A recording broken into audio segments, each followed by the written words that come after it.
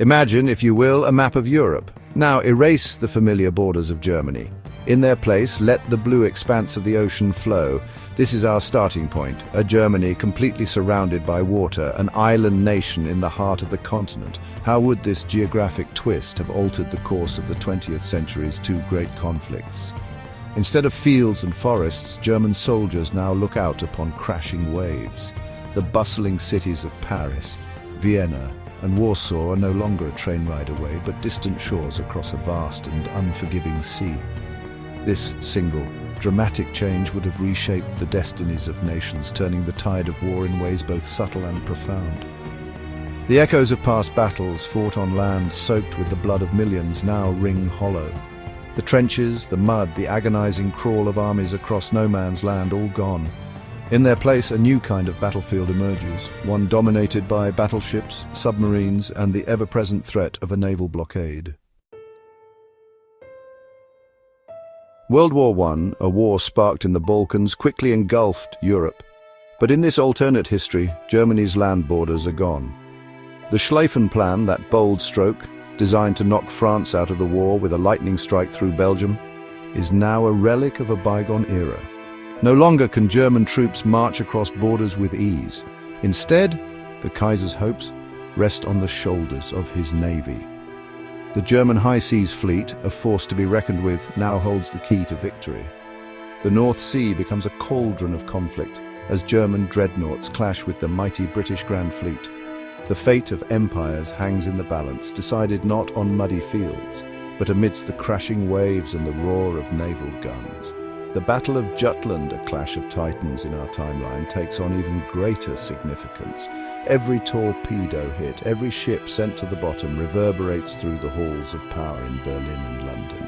The oceans, once a barrier, are now the very arteries of war, carrying with them the hopes and fears of nations.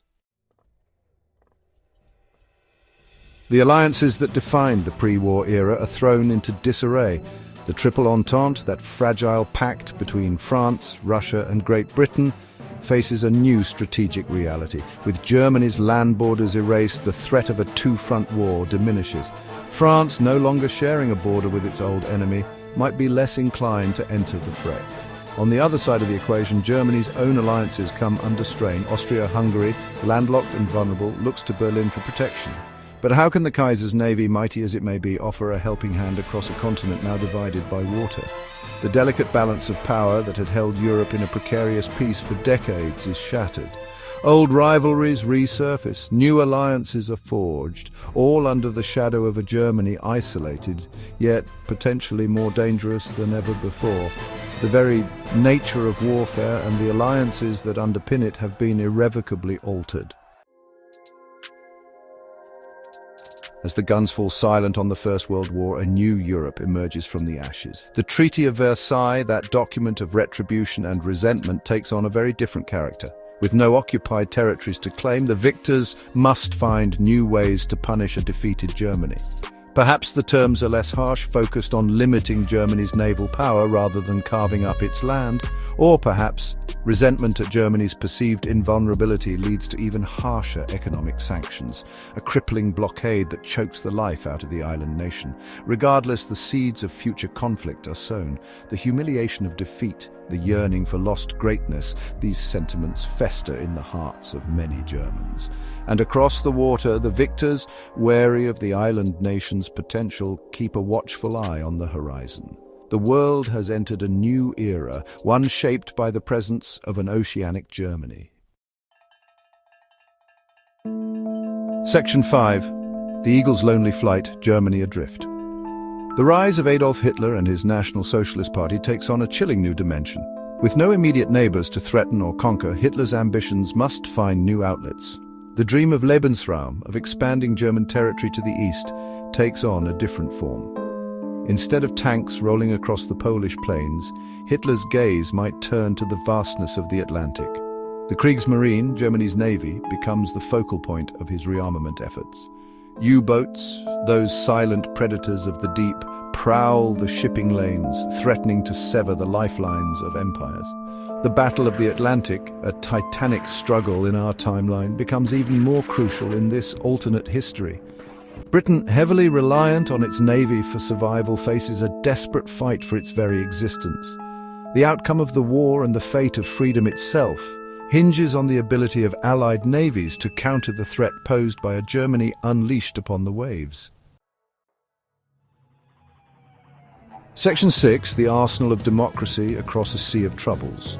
The United States, that sleeping giant, still finds itself drawn into the conflict. But the nature of American involvement is fundamentally altered. With no European beachheads to secure, the United States must rely on naval power and air power to bring the fight to Germany. The vast industrial might of America is harnessed to produce a flood of ships, planes, and munitions. The Atlantic becomes a bridge, not a barrier, as convoys of American ships brave U-boat attacks to deliver vital supplies to a beleaguered Britain.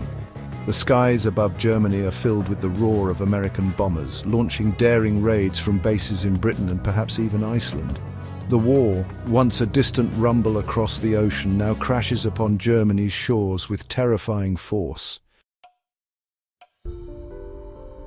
Section 7, the economic tide turns. Feast or famine? The economic consequences of Germany's island status are profound. Cut off from its neighbours by water, Germany must rely on its own resources and the sea to survive.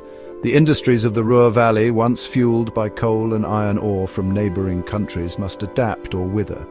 Perhaps Germany, forced to innovate, becomes a pioneer in renewable energy, harnessing the power of the wind and waves, or perhaps, starved of resources and strangled by blockades, the German economy collapses, paving the way for political extremism and unrest. The impact on Germany's neighbours is equally profound. The countries of Eastern Europe, no longer able to rely on trade with Germany, must find new economic partners. The traditional flow of goods and people across the continent is disrupted, leading to new opportunities and unforeseen challenges. Section 8, a ripple effect, Europe reshaped. The very map of Europe is redrawn. With no land borders to defend or dispute, the concept of nation-states takes on a different meaning. Perhaps Germany, isolated and inward-looking, develops a unique culture, shaped by its maritime heritage. Or perhaps the absence of physical borders fosters greater cooperation and integration among the remaining European nations. The European Union, that dream of a united continent, might emerge stronger and sooner in this alternate timeline.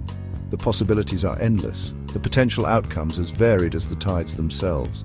But one thing is certain, an oceanic Germany would have been a Germany forever changed, its destiny intertwined with the ebb and flow of the sea. Section 9. The Two Wars, a Sea Change in History. In the end, we are left to ponder the grand sweep of history, the what-ifs and might-have-beens. Would an oceanic Germany have been a more peaceful Germany, its isolation a bulwark against conflict? Or would it have become a fortress nation, its ambitions turned outwards towards the vastness of the sea? The answer, like the tides themselves, is ever-changing, always elusive. But by exploring these alternate histories, by imagining the unimaginable, we gain a deeper appreciation for the forces that have shaped our world. The two world wars, those defining events of the 20th century, cast long shadows across time. But in this alternate history, those shadows fall differently, refracted through the prism of an oceanic Germany.